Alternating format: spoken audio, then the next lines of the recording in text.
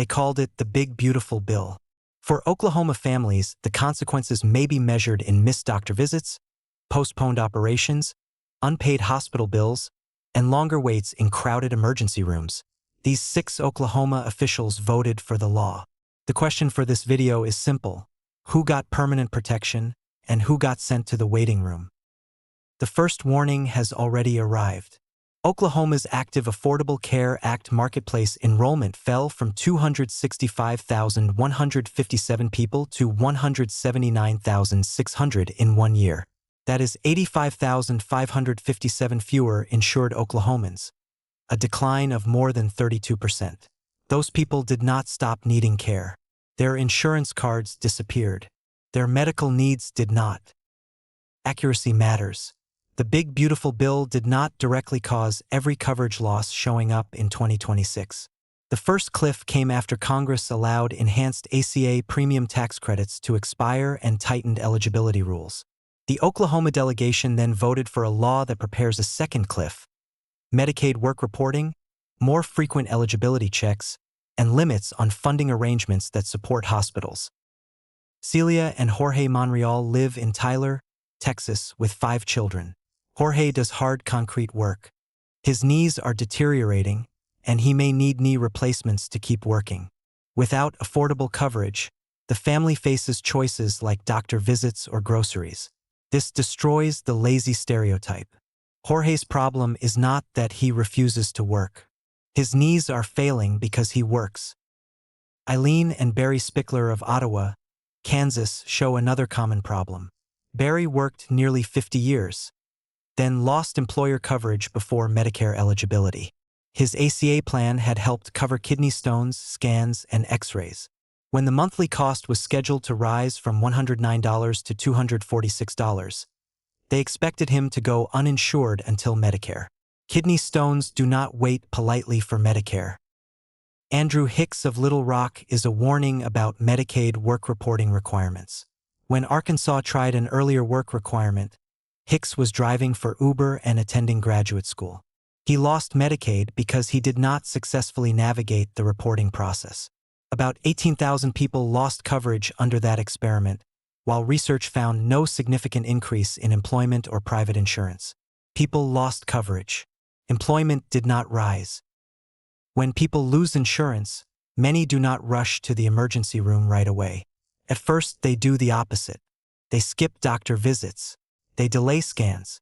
They stretch prescriptions. They postpone surgeries. Eventually, some get sicker and more expensive to treat.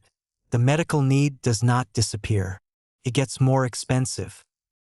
HCA Healthcare estimated that ACA patients becoming uninsured produced a $400 million adverse financial impact in a single quarter. Inpatient surgeries declined, outpatient surgeries declined, and emergency room visits rose. That is exactly the wrong direction for a hospital system. Fewer scheduled procedures, more urgent care, and more unpaid bills. That bill lands somewhere. Oklahoma hospitals were already providing more than $740 million a year in uncompensated care before the latest coverage decline. Now, healthcare leaders estimate $6.3 billion in Medicaid reimbursement cuts to Oklahoma hospitals over the coming decade. Unpaid care is shifted to hospitals, insurers, employers, taxpayers, and paying patients. This reaches everyone. A weakened hospital does not maintain separate waiting rooms for Republicans, Democrats, Medicare patients, and uninsured patients. Everybody waits together. If uncompensated care rises and Medicaid reimbursement falls, rural hospitals, maternity care, surgeries, and emergency staffing all depend on the same weakened financial foundation. The defense is usually that Washington could not afford the existing healthcare system. But this was not a deficit reduction bill. CBO's latest projections estimate the law will increase cumulative deficits by about $4.7 trillion from 2026 through 2035 and reduce projected federal revenue by about $4.9 trillion. This was not a budget rescue. It was a priority list. CBO's distributional analysis shows the direction of the law. Households in the lowest income tenth lose about $1,200 a year in resources, largely because of Medicaid, SNAP, and related reductions. Households in the highest income tenth gain about $13,600 a year, largely because of lower federal taxes. These are averages, but they show who the law was written to help. The law permanently restored full first-year depreciation for qualifying business property. That can include certain business aircraft, though the provision covers far more than jets and must meet tax rules. JCT estimates permanent full expensing costs about $362.7 billion over 10 years. The contrast is hard to miss. A family may postpone an MRI. A qualifying corporate jet can move to the front of the tax line. Congress also permanently raised the estate and gift tax exemption to $15 million per individual beginning in 2026, indexed for inflation. A married couple may potentially shield about $30 million. Very few Oklahoma families worry whether only the first $30 million of the estate will be protected. Yet Congress made that protection permanent. It did not make enhanced ACA premium help permanent.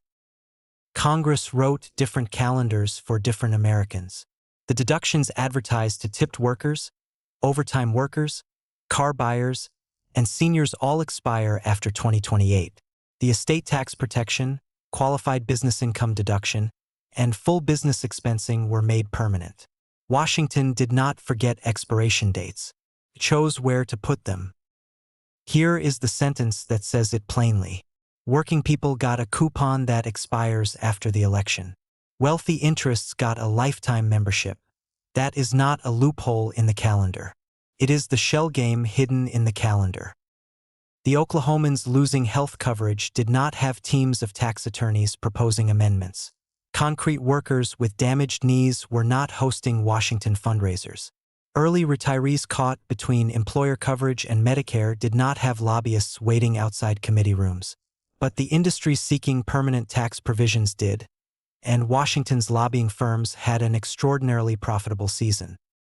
The 6 officials pictured at the beginning were elected to represent Oklahoma families, not only the people who can hire lobbyists, tax attorneys, and political consultants.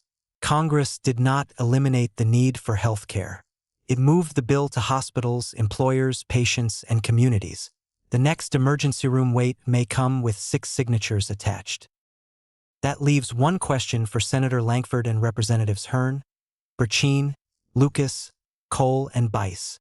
When you chose between protecting health coverage for Oklahoma families and protecting permanent tax advantages sought by wealthy and corporate interests, who exactly were you representing? Follow the money at wclangdon.substack.com.